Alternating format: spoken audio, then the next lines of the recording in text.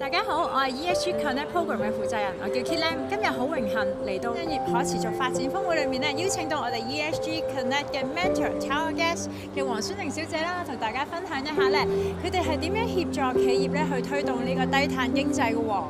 商業嘅公司咧一路咧都係同唔同嘅企業啊或者持份者咧去推動呢個低碳經濟嘅，咁啊好似上游咁啊，同我哋唔同嘅供應商合作啦。咁我哋煤氣公司咧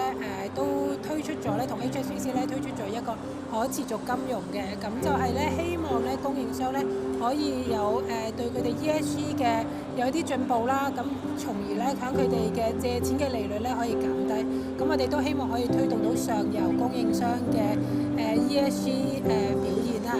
咁下游客戶咧，咁啊當然我哋都會有好多支持嘅。咁啊今日就係餐飲業一個好盛大嘅event 啦。咁我哋咧都煤氣公司咧一路咧都係同餐飲業咧有好多合作。我哋希望提供一啲好多唔同嘅爐具啊、高效嘅爐具啊，又或者一啲唔同嘅解決方法咧，令到佢哋咧除咗咧可以慳錢啦，又可以低碳啦，咁樣去一齊去合作，一齊去發展嘅。好好啊！咁另外咧，因為其實香港嘅大方向都係想推動可持續發展啦。其實喺 Tower Guest 上面咧，有冇啲咩具體嘅計劃或者方向咧，係會去行呢件事咧，幫助？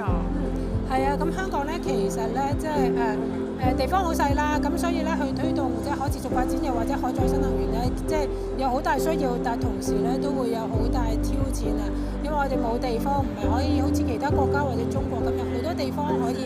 俾我哋起好大間廠咁樣去做一啲可再生能源。咁所以咧但香港嘅好處咧就因為好細咧，就我諗就有好多可以合作嘅空間。咁啊，好似 Hong Kong QAA 咁樣啦，即係佢都係做一個中間人，咁去點樣去 connect 唔同嘅企業。咁我覺得香港最好嘅就係咁，而我哋煤氣公司咧亦都希望即係全力支持